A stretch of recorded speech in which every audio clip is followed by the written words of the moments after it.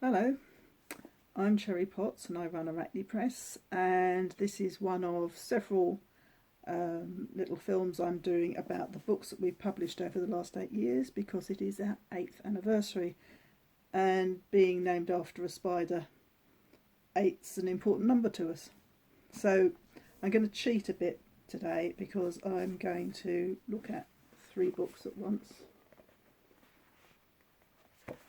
This is a series of young adult, very young adult, sort of 12 plus books written by my mum. And I grew up with these stories. I think I probably read the first one, Brat, when I was 13, something like that. And certainly I was doing professional feedback on them by the time I was 17. And they've sat in my mum's bottom drawer for a very long time because her then agent wasn't interested in looking at a young adult book. He or she, I can't remember, was only interested in middle grade, sort of 7-year-old books. And I love these books. And several years ago now, my mum was diagnosed with dementia, and we were looking at what should we be doing to make life as easy for her as possible. And my sister was reading stuff and passing on books to me to read, and one of the things that it said in it was that for as long as possible a person with dementia should be reminded of who they really are. And I thought, well, who is my mum? She's a teacher. Well, she's not doing that anymore. She's a writer. You never stop being a writer. Okay. And actually, they are really good books and kind of special to me. So I thought, okay, can I have a look and read them? And I reread them and I thought, yes, they are as good as I remember. But there's a big problem with the third one, which is this one, Wolf Talker. Because the first two are third person and from the point of view of Brooke, who is the main character. But the third one is first person and from the point of view of her about to become apprentice cricket. This is going to be interesting. Needs an edit. I mean, there were little edits on the other ones, but there were things I could just do and get mum to okay. Whereas this needed a major go through. So I went round to see her and I said, so how do you feel about doing this? And she said, oh, wonderful. Yes, absolutely, can do that. No problem. We talked about it again and she said, when do you want it by? And I said, when you're ready.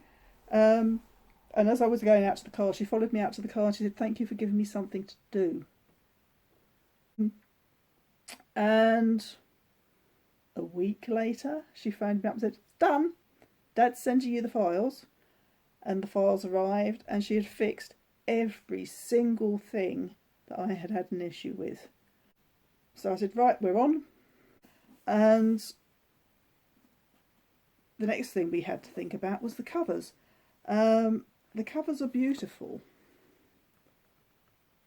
They go round and onto the back, and if you were to read these books you would understand what's going on here. And then the second one, Spellbinder, which has dragons in it. Oh, I do like a dragon. And round to the back. And then Wolf Talker, surprise, surprise, has wolves in it. And because there are sort of significant animals in the second two,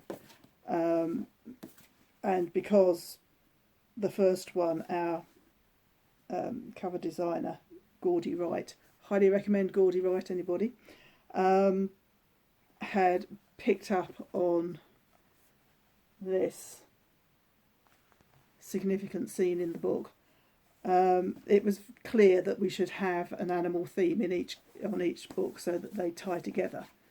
And blissfully happily with the covers, and the covers are absolutely gorgeous. Anyway, so I'm going to read you the opening of Brat. But just to explain a little bit, the series, Brat is a used name. It's not her real name. Her real name is Brooke.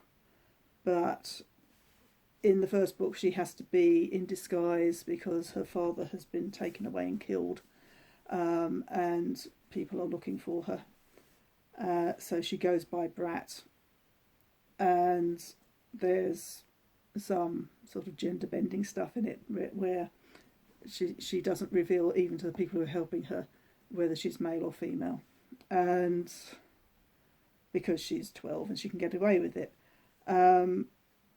And the important thing about storytellers is their name is really, really vital to them. It's their be all and end all. Everything holds on this. And their honour. Because the point of a storyteller is not just that they tell tales, but they tell stories which are true. And the way you tell them has to be true to the story and all of this sort of thing. And they are not allowed to tell lies. And in the second book, in Spellbinder, Brooke has to lie to save the lives of some children, and in so doing loses her name, and this is a devastating thing to happen. And by the third book she has earned herself another name. In fact, she's earned several by then, but the one she likes best is Wolf Talker, which will become apparent should you read the book. Anyway, so I'm going to read you just the opening of Brat.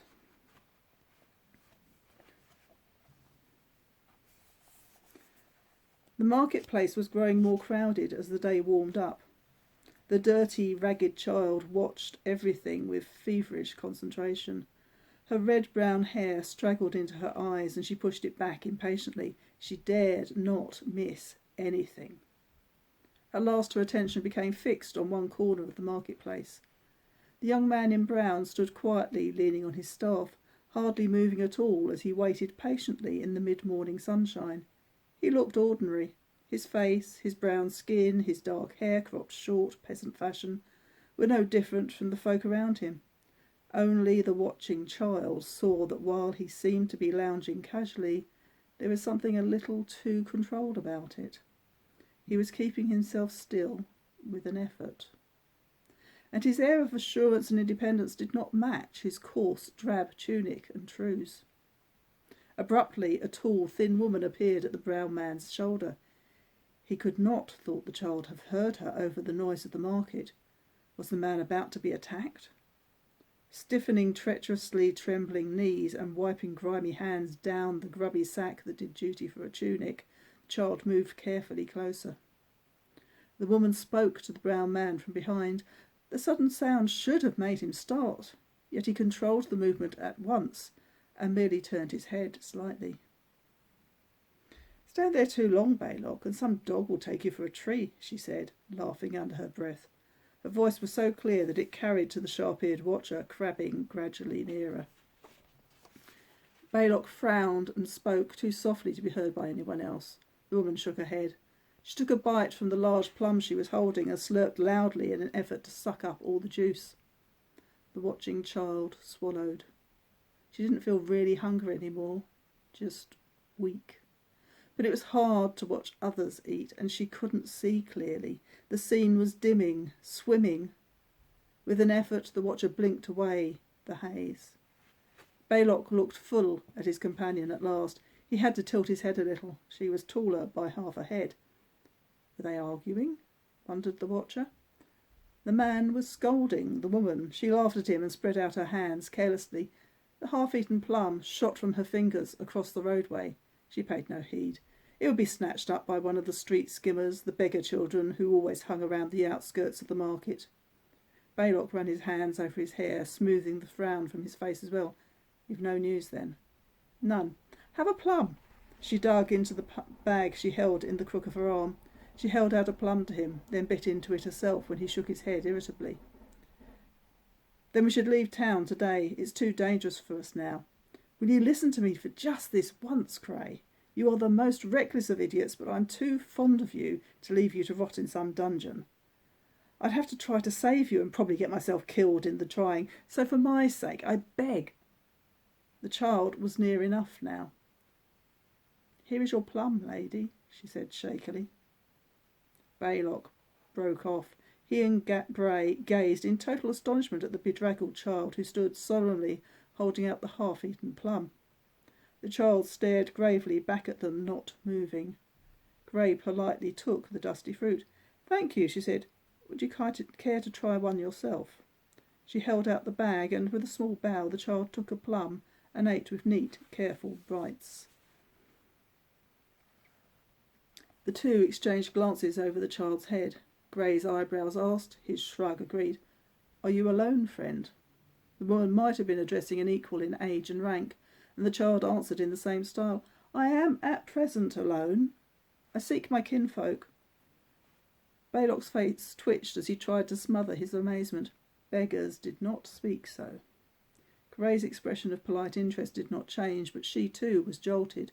She crouched, half kneeling, to bring herself to the child's level. "Do you know where to seek them? May we be of help to you?" She still spoke formally, but her tone warmed its friendliness. The child looked away for the first time, swallowing hard, and then she held up her head again defiantly. "My kin are all storytellers. I was with my father, Weaveword. He was to tell his tales before Lord Eglon. I cannot find him, but everyone knows Storyteller Weaveword. I have only to ask in the right places." Suddenly the composure broke.